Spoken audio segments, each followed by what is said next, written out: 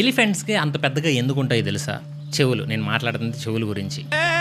ఏం మాట్లాడతావు నువ్వు? ఏం మాట్లాడతావు నువ్వు? You respect and take respect. I respect. ఆ మొక్క ముందే చెప్పొచ్చు కదా అంటారా? సరదా, జస్ట్ ఫర్ ఫన్ మ్యాన్. ఇప్పుడు మ్యాటర్లోకి వెళ్తే ఎలిఫెంట్స్ ఎక్కువగా మిక్స్డ్ వుడ్ల్యాండ్ గ్రాస్ల్యాండ్ ఎకోసిస్టంలో లైఫ్ని లీడ్ చేస్తాయి. మనం నేషనల్ జియోగ్రఫికల్ ఛానల్లో చూస్తూ ఉంటాం కదా, సర్ఫేస్ అంతా గ్రీన్గా ఉండి అక్కడక్కడ మాత్రమే ట్రీస్ ఉంటాయి.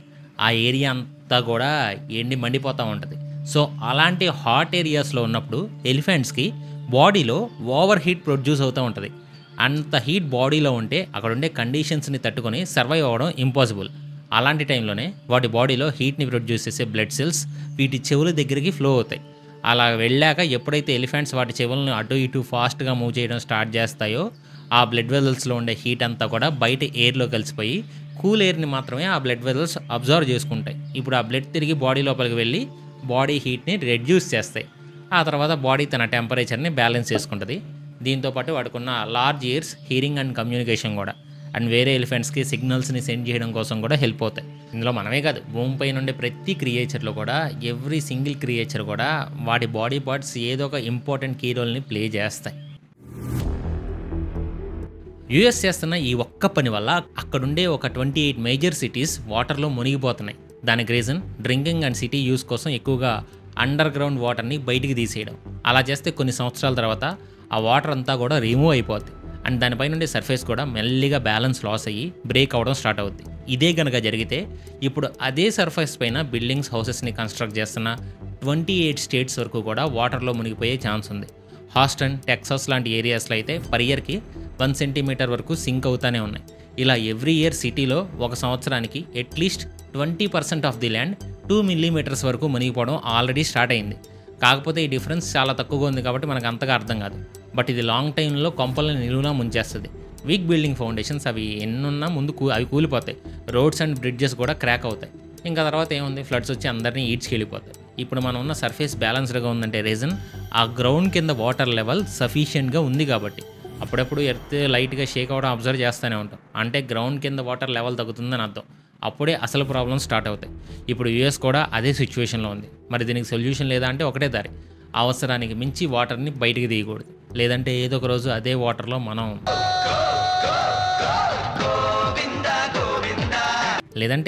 అదే వాటర్ మన ప్రాణాలను కూడా తీయచ్చు. సన్లైట్ వల్ల వచ్చే బెనిఫిట్స్ మీకు తెలిస్తే ఇస్ ఇట్ ట్రూ భవానీ అంటారు. మన నార్మల్గా సన్లైట్ నుంచి వచ్చే యూవీ లైట్ వల్ల మనలో విటమిన్ డి జనరేట్ అయ్యి మన బాడీ బోన్స్ స్ట్రాంగ్గా ఉండడానికి హెల్ప్ చేస్తాయి. యాక్చువల్గా మనలో చాలామందికి ఎంతవరకు తెలుసు. బట్ ఇప్పుడు సైంటిస్టులు చేసిన న్యూ రీసెర్చ్లో ఇంకొన్ని ఇంట్రెస్టింగ్ విషయాలు తెలిసాయి. అవేంటంటే ఈ లైట్ మనలో ఉండే ఆటో ఇమ్యూన్ డిసీజెస్ని క్యూర్ చేయగలవు. Like multiple sclerosis, psoriasis and type 1 diabetes. Confuse అవ్వకండి, ఇంకా క్లారిటీగా చెప్తా. మనం కొన్నిసార్లు ఏం పని చేయకుండానే ఊరికి అలసిపోతాం. బ్రెయిన్ కూడా అస్సలు పనిచేయదు. మనం చూస్తే ఏ వస్తువు అయినా కొంచెం బ్లర్డ్ విజన్లో కనబడుద్ది. అంటే ఒక వస్తువు 2గా, 2 వస్తువులు 4గా కనబడతాయి. వీటన్నిటికీ రీజన్ మన బ్రెయిన్ అండ్ బాడీ మధ్యలో పాస్ అయ్యే సిగ్నల్స్ బ్లాక్ అవ్వడం. ఇవి క్యూర్ అవ్వడానికి సైంటిస్టులు యూవీ లైట్ థెరపీని స్టార్ట్ చేశారు. క్యాథీ రీగన్ యంగ్ అనే ఒక అమ్మాయి కూడా సేమ్ అలాంటి సిచ్యువేషన్ని ఫేస్ చేసింది. బట్ ఆమెకి యూవీ లైట్ థెరపీ చేశాక ఆ ప్రాబ్లమ్స్ని ఓవర్కమ్ చేసింది. అండ్ ఇప్పుడు తను చాలా హెల్తీగా ఉంది కూడా. అంతేకాదు, షుగర్ రిలేటెడ్ డిసీజెస్ ఉన్న, స్కిన్కి సంబంధించిన psoriasis, dry skin and painful red patches ఉన్న ఈ థెరపీ ఎటువంటి సైడ్ ఎఫెక్ట్స్ లేకుండా క్యూర్ చేయగలదంట. బట్ ఇది ఓన్లీ మెడికల్ గైడ్లైన్స్లో మాత్రమే యూజ్ చేయాలి. అలా కాకుండా ఎక్స్పీరియన్స్ లేని వాళ్ళతో చేయించుకుంటే క్యాన్సర్ ప్రాబ్లమ్స్ కూడా వస్తాయి, జాగ్రత్త. టిబెటియన్ ప్లాటో మీద ఉండే హ్యూమన్స్ గురించి తెలిస్తే వీళ్ళు మనుషుల లేక గ్రహాంతర వాసులా అంటారు. ఆయన మనిషా మరమనిషా అనిపించింది. అర్థం కాలేదా? అయితే ఫ్యాక్ట్ కంప్లీట్గా విని అర్థం చేసుకోండి. టిబెటియన్ ప్లాటో అనేది ఒక మౌంటైన్ లాగా చాలా హైట్లో ఉంటుంది. అప్రాక్సిమేట్గా చెప్పాలంటే 3500 నుంచి 4500 మీటర్ల హైట్లో ఉంటుంది. అంత హైట్లో ఉండి కూడా అక్కడ చాలామంది లైఫ్ని హ్యాపీగా లీడ్ చేస్తున్నారు. అంటే నా ఉద్దేశం హ్యాపీగా లీడ్ చేయకూడదని కాదు. నార్మల్గా ఎక్కువ ఎత్తులో ఉండే పీపుల్ చాలా తక్కువ ఆక్సిజన్ మాత్రమే అవైలబుల్గా ఉంటుంది. సో కంపేర్ చేస్తే వాళ్ళు మనకంటే చాలా హెల్త్ ప్రాబ్లమ్స్ని ఫేస్ చేయాలి. బట్ ఇక్కడ క్వైట్ ఆపోజిట్గా మనకంటే వాళ్ళే హెల్తీగా ఉన్నారు. అది ఎలా పాసిబుల్ అయిందని తెలియాలంటే ఖచ్చితంగా అక్కడ ఉండే వాళ్ళని టెస్ట్ చేయాలి. దీనికోసం ఎవరికైతే ఉమెన్కి ఏజ్ 46 నుంచి 86 మధ్యలో ఉంటుందో అలాంటి వాళ్ళని ఒక 417 మందిని అమ్మాయిలను సెలెక్ట్ చేసుకుని వాళ్ళకి కొన్ని టెస్టులు చేశారు. ఆ టెస్ట్లో వాళ్ళకి తెలిసింది ఏంటంటే అక్కడున్న వారిలో హెమోగ్లోబిన్ లెవెల్స్ అంటే బ్లడ్ క్వాంటిటీ మీడియం రేంజ్లో ఉన్నా కానీ అందులో ఆక్సిజన్ లెవెల్స్ రిచ్గా ఉండడంతో బాడీకి అది హెల్ప్ అయ్యి వాళ్ళు హెల్తీగా ఉండడానికి హెల్ప్ చేస్తుంది. అండ్ హెల్తీగా మ్యాక్సిమం 14 బేబీస్ వరకు బర్త్ని ఇస్తున్నారు. యావరేజ్గా అయితే 5 బేబీస్ వరకు. అదే మనమైతే బాడీలో బ్లడ్ సరిగ్గా లేకపోతే మంచం మీద నుంచి కాలు కూడా కింద పెట్టలేం. దీన్ని బట్టి తెలుస్తుంది ఏంటంటే వాళ్ళకి అనారోగ్యకరమైన లక్షణాల కంటే ఆరోగ్యకరమైన లక్షణాలు ఎక్కువ ఉన్నాయని. బ్లడ్ సరిగ్గా లేకపోయినా, ప్రాపర్ ఆక్సిజన్ని తీసుకోకపోయినా ఇలాంటి లైఫ్ని లీడ్ చేయడం అంటే ఇట్స్ నాట్ నార్మల్. మేనేజర్ దగ్గర మార్క్స్ కొట్టేయాలని ఓవర్ వర్క్ చేస్తున్నారా? అయితే మీ పైన చిత్రగుప్తుడు కూడా వర్క్ చేస్తున్నాడని మర్చిపోకండి. వారిని తలకిందులుగా వ్రేలాడదీసి నుజ్జు నుజ్జుగా ఒళ్ళంతా నలగదీసి క్రింద భగ భగ మంట పెట్టుము. మీలో ఎవరైతే వీక్కి 52 గంటలు వర్క్ చేస్తున్నారో వాళ్ళందరూ కూడా చాలా డేంజర్లో ఉన్నారు. నార్మల్గా ఓవర్ వర్క్ చేస్తే ఏమైంది, మ్యాక్సిమం కొంచెం అలసిపోతాం. ఇంటికి వెళ్ళంగానే అన్నం తినే ఓపిక లేక కూడా బెడ్ ఎక్కేసి పడుకుంటాం. మళ్ళీ మార్నింగ్ లేచి వర్క్ని స్టార్ట్ చేస్తాం. ఇక్కడ మనం ఫిజికల్గా, మెంటల్గా కొంచెం వీక్ అవుతాం. కానీ అది అక్కడతో ఆగదు. ఇలాగే కంటిన్యూ చేస్తే మీ బ్రెయిన్ యొక్క స్ట్రక్చర్ కంప్లీట్గా మారిపోద్ది. ఈ ఓవర్ వర్క్ చేసే వారిలో బ్రెయిన్లో వన్ ఆఫ్ ది పార్ట్ అయిన left caudal middle frontal gyrus normal size కంటే కూడా 19% ఇంక్రీజ్ ఎక్కువైంది. అండ్ ఈ పార్ట్ మెయిన్గా మన బ్రెయిన్లో ఎమోషన్స్ని, మెమరీని, డెసిషన్ మేకింగ్ అండ్ స్ట్రెస్ హ్యాండ్లింగ్ని కంట్రోల్ చేస్తుంది. దీనివల్ల చిన్న చిన్న విషయాలు కూడా మర్చిపోతాం. ఇలా బ్రెయిన్ని స్కాన్ చేసినప్పుడు టోటల్గా 17 ప్లేసెస్లో చాలా చేంజెస్ని సైంటిస్టులు అబ్జర్వ్ చేశారు. ప్రజెంట్ అయితే యంగ్ కాబట్టి వీటికి పెద్దగా ఎఫెక్ట్ అవ్వం మనం. కానీ ఫ్యూచర్లో ప్రేమిస్తే మూవీలో భరత్ లాగా అయ్యే ఛాన్సెస్ అయితే ఉన్నాయి. పూణేలో చార్టెడ్ అకౌంటెంట్గా వర్క్ చేసిన ఒక లేడీ వర్క్ ప్రెషర్ వల్ల స్ట్రెస్ ఎక్కువై చనిపోయింది. అలాంటి ఇన్సిడెంట్స్ మన ఇండియాలో చాలా జరిగాయి కూడా. సో ఇలా కౌంట్ చేసుకుంటే గ్లోబల్ వైస్గా 86% కార్పొరేట్ ఎంప్లాయీస్ ఈ వర్క్ స్ట్రెస్ని ఫేస్ చేస్తున్నారని ప్రూవ్ అయింది. ఒకవేళ మీ వర్క్ అలాంటిది మేము ఏం చేయలేము అనుకున్నప్పుడు మధ్య మధ్యలో బ్రేక్ తీసుకుంటూ మైండ్ కొంచెం రిలాక్స్ అయ్యాక వర్క్ని రీస్టార్ట్ చేసుకోవడం బెటర్. గైస్, ఇంకా చాలా ఇంట్రెస్టింగ్ ఫ్యాక్ట్స్ ఉన్నాయి. దానికంటే ముందు చిన్న రిక్వెస్ట్ ఏంటంటే కొత్త వాళ్ళు ఎవరైనా ఛానల్ చూస్తుంటే ఛానల్ని సబ్స్క్రైబ్ చేసి చూడండి గైస్. అండ్ వీడియో లైక్ చేయండి, మీ ఫ్రెండ్స్ అండ్ ఫ్యామిలీకి వీడియోని షేర్ చేయండి. అండ్ ఈ వీడియో చివరి వరకు చూడడానికి ప్రయత్నించండి. లాస్ట్లో ఫ్యాక్ట్ మాత్రం, థంబ్నెయిల్ ఫ్యాక్ట్ మాత్రం బాగుంటుంది. మన చావుకు కూడా కొన్ని క్యాలిక్యులేషన్స్ ఉన్నాయని మీకు తెలుసా? మీరు చేతబడలాంటివి అనుకోకండి, ఇవి జస్ట్ మెజర్స్ మాత్రమే. ఈ ఫ్యాక్ట్ అంటే మీకు ఒక క్లియర్ ఐడియా వస్తుంది. యాక్చువల్గా ఈ మెజర్స్ని మైక్రోమాట్స్ ఆర్ మైక్రోలైఫ్స్ ద్వారా క్యాలిక్యులేట్ చేస్తారు. కన్ఫ్యూజ్ అవ్వకండి, నేను క్లారిటీగా మీకు అర్థమయ్యేలా ఎగ్జాంపుల్ ఇస్తాను. ఫస్ట్ మైక్రోమాట్స్ని యూజ్ చేసి డెత్ని ఎలా క్యాలిక్యులేట్ చేస్తారో చూద్దాం. పర్టికులర్గా చెప్పాలంటే మీకు మ్యారథాన్ తెలుసు కదా, నాన్ స్టాప్గా చాలా కిలోమీటర్స్ వరకు రన్నింగ్ చేస్తూనే ఉంటారు. అలాంటి కాంపిటీషన్స్లో 100 lakh పీపుల్ పార్టిసిపేట్ చేస్తే 7 members చనిపోయే ఛాన్స్ ఉంది. అండ్ ప్లేన్లో ఎవరైతే 1600 kilometers వరకు జర్నీ చేస్తారో, like Mumbai to Dubai, out of 1 million పీపుల్లో ఒక పర్సన్ జర్నీ చేస్తూ చనిపోయే ఛాన్స్ ఉంది. ఇలా ఒక పర్సన్ చనిపోతే దాని మీనింగ్ 1 micromort అని అర్థం. 7 members చనిపోతే 7 micromots అని అర్థం. అండ్ ఇక్కడ చనిపోయే ఛాన్సెస్ మైక్రోమాట్స్లో క్యాలిక్యులేట్ చేస్తాం. ఇప్పుడు మైక్రో లైఫ్స్ గురించి కూడా చూద్దాం. సపోజ్ ఒక పర్సన్ డైలీ ఒక సిగరెట్ని తీసుకుంటే అతని లైఫ్ స్పాన్ 15 నిమిషాలు తగ్గుద్ది. అదే 2 cigarettes అయితే 30 minutes ఎలిమినేట్ అవుతాయి. ఇక్కడ 30 minutes equal to 1 micro life అని అర్థం. అంటే మన లైఫ్లో 1 మైక్రో లైఫ్ లాస్ అయ్యామని అర్థం. సో ఈ మైక్రోమాట్స్ అండ్ మైక్రో లైఫ్స్ అనేవి మనుషులు చనిపోవడానికి ఉండే ఛాన్సెస్ ఆ రిస్క్ని క్యాలిక్యులేట్ చేస్తాయి. ఇది ఫ్లైట్ జర్నీ వల్ల కావచ్చు, లేదా మన హ్యాబిట్స్ అండ్ లైఫ్ స్టైల్ వల్ల కూడా కావచ్చు. దీన్ని బట్టి మన కంట్రోల్లో మైక్రోమాట్స్ అనేవి ఉండవు, ఎందుకంటే అవి సడన్గా జరగడానికి ఛాన్సెస్ ఎక్కువ. బట్ మైక్రో లైఫ్స్ అలా కాదు, మన లైఫ్ సైకిల్ని చేంజ్ చేసుకుంటే ఈ డెత్ రిస్క్ని కూడా కంట్రోల్ చేయొచ్చు. So follow the habits for your life span.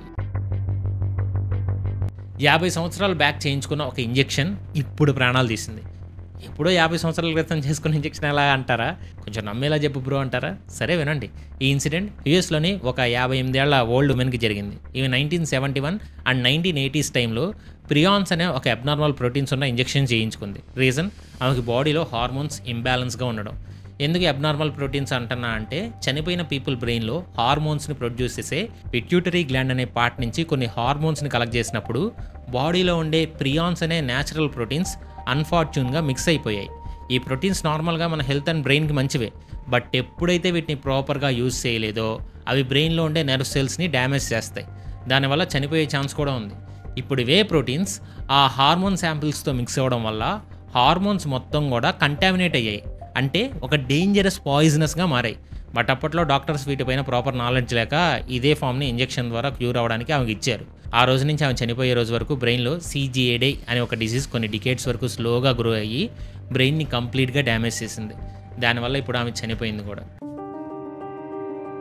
ఇది యాక్చువల్గా థంబ్నెయిల్ ఫ్యాక్ట్. ఈ ఫ్యాక్ట్ నన్ను నిన్న వీడియోలో కామెంట్స్లో ఒక సబ్స్క్రైబర్ అడిగారు. దానికి నేను చూసినప్పుడు 4 likes కూడా ఉన్నాయి. 1941 క్యాలెండర్ అండ్ 2025 క్యాలెండర్ రెండు ఒకటేనా అని అడిగారు. అంటే దీని గురించి మాట్లాడుకుంటున్నారు సోషల్ మీడియాలో, దీని గురించి చెప్పు అన్నారు. యాక్చువల్గా చూశాను, అండ్ రెండు ఒకటే. అదే కనుక జరిగితే ప్రళయాలు ఆన్ ది వే అని కూడా కొంతమంది స్పెక్యులేట్ చేస్తున్నారు. అసలు ఈ 1941 క్యాలెండర్ ఏంటి, 2025 ఏంటి, ఈ రెండు క్యాలెండర్స్ ఒకటైతే మాకేంటి అని మీరు అంటే, ఇప్పుడు నేను చెప్పేది వింటే మీకు ఇదేంట్రా బాబు ఎంత కోఇన్సిడెన్స్ ఉంది అనిపిస్తుంది మీకే. రీజన్ 1941లో జరిగిన కొన్ని డిజాస్టర్స్. 1939 to 1945లో ఆల్రెడీ వరల్డ్ వార్ 2 స్టార్ట్ అయ్యి వరల్డ్ అంతా కూడా ఒక వార్ జోన్ క్రియేట్ అయింది. అదే టైంలో December 7, 1941 యూఎస్ స్టేట్ అయిన హవాయిలో పెరల్ హార్బర్ అనే యూఎస్ నేవల్ బేస్ పైన జపాన్ వాళ్ళు ఒక సర్ప్రైజ్ అటాక్ చేసి అక్కడ ఉండే నేవల్స్ అన్నింటినీ డిస్ట్రాయ్ చేశారు. ఒకటి కాదు రెండు కాదు, ఆల్మోస్ట్ 350 జపనీస్ ఎయిర్ క్రాఫ్ట్ ఒకేసారి అటాక్ చేయడంతో American battleships, airplanes, equipment మొత్తం డ్యామేజ్ అయ్యాయి. అండ్ అప్రాక్సిమేట్గా ఒక 2400 మంది అమెరికన్ సోల్జర్స్ చనిపోయారు. అండ్ 1000 మెంబర్స్కి పైగా సివియర్గా ఇంజూర్ అయ్యారు. ఇంక మీరే ఇమాజిన్ చేసుకోండి అసలు అది ఎలాంటి ఎక్స్ప్లోజన్. యాక్చువల్లీ ఈ వరల్డ్ వార్ అనేది యూరోప్ అండ్ ఏషియా కాంటినెంట్స్ మధ్య జరుగుద్ది. అండ్ ఈ వరల్డ్ వార్లో అమెరికన్స్ ఫస్ట్ నుంచి కూడా ఇన్వాల్వ్ అవ్వకూడదని అనుకున్నారు. బట్ సడన్గా జపాన్ వాళ్ళపైన అటాక్ చేయడంతో ఇమీడియట్గా నెక్స్ట్ డే December 8న జపాన్ పైన వార్ డిక్లేర్ చేసి అఫీషియల్గా వార్లో ఎంటర్ అయ్యారు వరల్డ్ వార్ 2లో. ఇది జరిగిన జస్ట్ 3 డేస్కే, అంటే మళ్ళీ December 11న జపాన్కి ఫ్రెండ్లీ కంట్రీస్ అయిన జర్మనీ అండ్ ఇటలీ కూడా యూఎస్ పైన వార్ డిక్లేర్ చేసి ఒక పెద్ద విధ్వంసాన్ని క్రియేట్ చేశారు. ఎప్పుడైతే యూఎస్ ఎంటర్ ఇచ్చిందో ఓవర్ 70 మిలియన్ పాపులేషన్ వరకు చనిపోయారు. ప్రాక్టికల్గా చెప్పాలంటే కర్రతో పోయేది కత్తిదాకా వెళ్ళింది. యూఎస్లో ఉండే ప్రతి ఒక్కరూ వార్లో డైరెక్ట్గా ఇండైరెక్ట్గా సపోర్ట్ చేశారు. కార్స్ని ప్రొడ్యూస్ చేసే కంపెనీస్ కూడా వాళ్ళ పని ఆపేసి యుద్ధానికి కావాల్సిన ట్యాంక్స్, ప్లేన్స్, వెపన్స్ని తయారు చేయడం స్టార్ట్ చేశారు. అండ్ మిలియన్స్ ఆఫ్ అమెరికన్స్ ఫ్యామిలీని డైరెక్ట్గా యుద్ధంలో ఇన్వాల్వ్ అయ్యారు. వాళ్ళు ఎంత కసిగా ఉన్నారంటే ఆ టైంలో ఏలియన్స్ వచ్చినా కూడా వాళ్ళ మీద విన్ అవ్వలేవు, అంత సీరియస్గా యాక్షన్లోకి దిగారు. ముందు వెనక థింక్ చేయకుండా యూఎస్ పైన అటాక్ చేసి ఏ కంట్రీని కూడా వదిలిపెట్టాల. అమెరికా వాళ్ళవి 100 ప్రాణాలు పోతే ఆపోజిట్ కంట్రీస్వి లక్షల్లో ప్రాణాలు పోయాయి. అందుకే క్యాలెండర్లో ఆ సంవత్సరం చూస్తే ఆమరణ కాండమే గుర్తొస్తుంది. అండ్ ఇప్పుడు ఇలాంటి ఇన్సిడెంట్స్ 2025లో కూడా జరుగుతున్నాయని చాలామంది బిలీవ్ చేస్తున్నారు. అండ్ కొన్ని అటాక్స్ కూడా జరగడం మనం ఆల్రెడీ చూసాం. Like India and Pakistan operation Sindoor, and US మన ఇండియన్స్ పైన పిచ్చి పిచ్చి లాస్ తీసుకొచ్చి ఇబ్బంది పెట్టడం, అండ్ చిన్న చిన్న ఇష్యూస్ కూడా ఈ వార్కి సైన్స్ లాంటివి అని కొంతమంది రీసెర్చర్స్ చెప్తున్నారు. వీటితో పాటు ప్రజెంట్ జరుగుతున్న ఇరాన్ ఇజ్రాయెల్ వార్ కూడా one of the reason. And ఈ వార్లో ఇరాన్లో 224 to 400+ సివిలియన్స్ చనిపోయారు. హ్యూమన్ రైట్ యాక్టివిస్టులు ఇచ్చిన అఫీషియల్ రిపోర్ట్లు అయితే నియర్గా ఒక 585 మెంబర్స్ చనిపోయారు. అండ్ అందులో 239 సివిలియన్స్తో పాటు 126 సెక్యూరిటీ ఫోర్సెస్ కూడా ఉన్నారు. ఇజ్రాయెల్ కూడా 24 మంది పైగానే చనిపోయారు. అండ్ వాళ్ళలో పసిపిల్లలు ఉన్నారు, పెద్దవాళ్ళు ఉన్నారు. అండ్ 590 పీపుల్ పైగానే సివియర్గా ఇంజూర్ అయ్యారు. And Russian deadliest drone attack వల్ల యుక్రెయిన్లో capital and most popular city Kyiv కీవ్ ప్రెజెంట్లో ఉన్న రిపోర్ట్స్ ప్రకారం 21 మెంబర్స్ చనిపోయారు. ఇలా ఒకటి కాదు రెండు కాదు, వరల్డ్లో ప్రతి చోట ఇలాంటి వార్స్ జరుగుతూనే ఉన్నాయి. రీసెంట్గా మనం కూడా యుద్ధం దగ్గర దాకా వెళ్ళి వచ్చేసాం. ఇక్కడ చాలా హ్యూమన్ లాస్ కూడా జరుగుతుంది. అండ్ ఓన్లీ వార్స్ని మాత్రమే కన్సిడర్ చేయకూడదు. సముద్రంలో మనం ఎప్పటివరకు చూడని అండ్ ఎప్పుడూ బయటకు రాని డూమ్స్డే ఫిషెస్ కూడా బయటకు వచ్చి చనిపోవడం, కేరళలో కొన్ని 1000 ఫిషెస్ బయటికి రావడం, వెస్ట్రన్ ఆస్ట్రేలియా పిల్బెరా కోస్ట్లో 30,000+ డెడ్ ఫిషెస్ బయటకు వచ్చి చనిపోయాయి. ఇలాంటి ఇన్సిడెంట్స్ చాలా జరిగాయి. బట్ లింక్ చేస్తున్నారు ఇలాంటి ఇన్సిడెంట్స్ వరల్డ్ వైడ్గా చాలా బీచెస్లో అది కూడా ఈ ఇయర్లో ఎక్కువ జరిగాయి అంటున్నారు.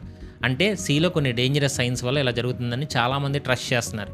అండ్ బాబా వంగా గారి ప్రిడిక్షన్స్ కూడా ఈ ఇయర్లో చాలా యుద్ధాలు జరుగుతాయని ప్రిడిక్ట్ చేయడం, ఇవన్నీ కూడా అందరినీ నమ్మేలా చేస్తున్నాయి. చూస్తుంటే 1941 అండ్ 2025 సిమిలర్ ఇన్సిడెంట్స్ని ఫేస్ చేస్తున్న మరీ అంత డేంజరస్ సైన్స్ అయితే ఈ ఇయర్లో జరగకపోవచ్చు. బట్ జరిగేదాన్ని మనం ఎలాగో మార్చలేం, జరగబోయేదాన్ని ఆపలేం. కాబట్టి ఇది నేను ఇంకోటి కూడా చూసా, 2020 1918 కూడా సేమ్ ఉంది. అంటే 2020లో పాండమిక్ వచ్చింది కదా మనకి, కోవిడ్. అండ్ 2018 అంటే 1918లో కూడా స్పానిష్ ఫ్లూ వచ్చింది. మేబీ ఆ క్యాలెండర్స్ కూడా సేమ్ అనుకుంటా. నేను చెక్ చేసి నెక్స్ట్ ఫ్యాక్ట్లో ఒకవేళ ఉంటే ఇంక్లూడ్ చేసి చెప్తాను. అండ్ వీటన్నిటికంటే ఇంపార్టెంట్ అంటే చెప్పనా, ఇవన్నీ తెలుసుకోవాలంటే మా ఛానల్ని మీరు సబ్స్క్రైబ్ చేసుకోవాలి. అప్పుడే కదా వీటి గురించి ఇన్ఫర్మేషన్ తెలిసి మన ఛానల్కి మీకు కూడా అప్డేట్స్ తెలుస్తాయి. సో కొత్త వాళ్ళు ఛానల్ని సబ్స్క్రైబ్ చేసుకొని బెల్ ఐకాన్ ఆన్లో పెట్టుకోండి. వీడియోని లైక్ చేయండి, మీ ఫ్రెండ్స్ అండ్ ఫ్యామిలీకి మర్చిపోకుండా షేర్ చేయండి. అండ్ వీడియోస్ ఎవరెవరికి చూసిన ప్రతి ఒక్కరికి love you so much. We are family. Gambling and betting మన ఫైనాన్షియల్ హెల్త్కి హానికరం. అడిక్ట్ అయ్యే ఛాన్స్ ఉంది. మీ జేబులు ఖాళీ అవుతాయి. బెట్టింగ్ చేయకండి, చేసే వాళ్ళని ఎంకరేజ్ చేయకండి.